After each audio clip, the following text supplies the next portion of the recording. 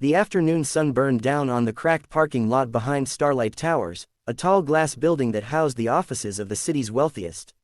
Among those glass walls worked Maria, a single mother and janitor who scrubbed marble floors most people were too proud to even walk on without designer shoes. Her hands were blistered, her back sore, but every drop of sweat was for her 8-year-old daughter, Lila. Maria had dreams once: a quiet house, a loving husband, a garden where Lila could play, but life didn't deal her kindly.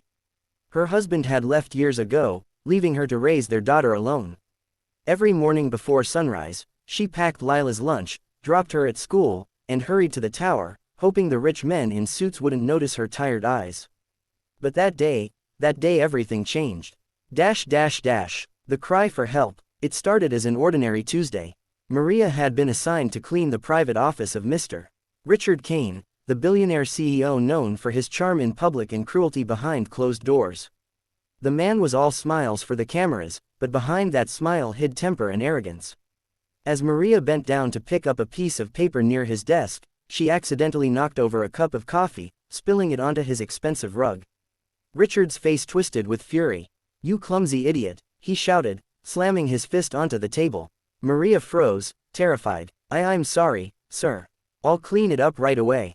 But instead of calm, he grabbed her arm roughly. "Do you have any idea what this rug costs? More than your entire life." Maria whimpered, trying to free herself. Tears welled up in her eyes. "Please, sir, you're hurting me." He shoved her back, shouting again, his words slicing through the air like knives. She fell against the wall, clutching her arm in pain, and that's when the door burst open. Little Lila stood there, wide-eyed and trembling. "Mama," she screamed. Maria's heart sank. Her daughter had come early from school because she wasn't feeling well, and she had walked in on the worst moment imaginable. Richard glared at the girl. "Who let a child in here?" he barked. Lila didn't move. Tears streamed down her cheeks. "You're hurting my mama," she cried out. "Stop hurting her." When Richard took a threatening step toward her, Maria's fear turned to fury. "Don't you dare touch her," she shouted. But the power difference was clear. She was just a janitor. He was the man who owned the building, the company, everything. Lila bolted out of the office, sobbing, as Maria tried to calm the raging billionaire. But Lila didn't run to the front desk or the elevator.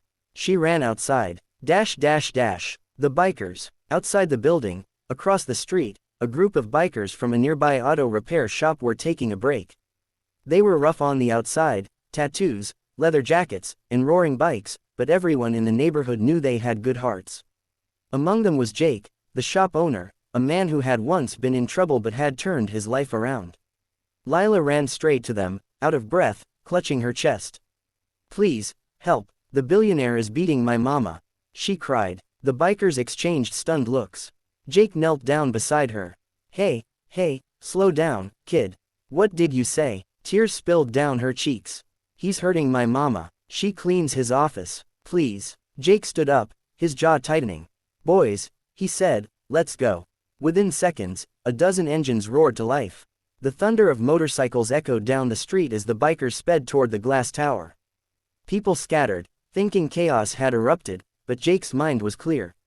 The confrontation. Back in the office, Richard had just grabbed Maria by the wrist again when the glass doors flew open. Jake stormed in first, followed by the others. "Let her go." Richard froze, his hand still in the air.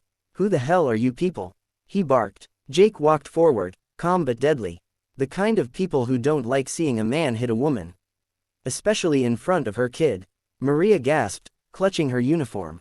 "Jake, no, please." Richard laughed mockingly. "You think I'm scared of some street trash?" Jake didn't reply. He just looked at him, that quiet, dangerous look that said enough. When Richard raised his hand again, Jake caught it midair. "You've made enough people cry for one day," he said softly, before twisting his wrist just enough for the man to yelp in pain and step back. Security rushed in, but seeing the bikers and hearing the chaos, the receptionist quickly called the police. Justice and revelation. When the police arrived, Maria was shaking, Lila clinging to her waist. But this time, witnesses spoke up. Employees who had seen Richard's behavior before, the shouting, the threats, finally found their courage. Richard was taken away for questioning. The story spread through the city like wildfire.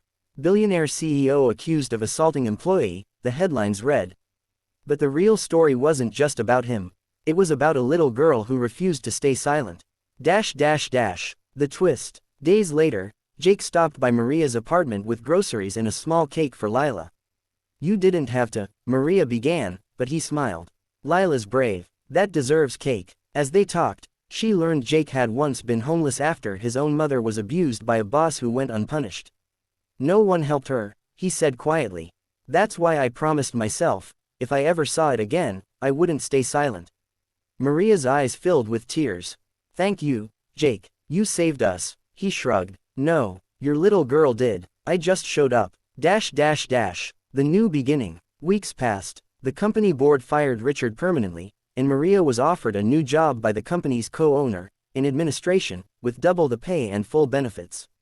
When she moved into a small but cozy home, Jake and his biker friends helped her carry the boxes.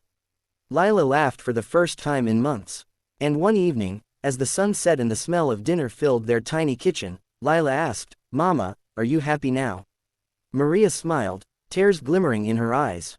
Yes, sweetheart, because we're safe. And because sometimes, angels wear leather jackets. Closing narration. And so, from pain came courage, and from courage, hope. A janitor's daughter taught everyone that bravery isn't about strength, it's about love. And sometimes, the people who look rough on the outside are the ones who protect the light inside the world. If this story touched your heart, don't forget to like, share, and subscribe. Because kindness is what truly makes us human. Heart.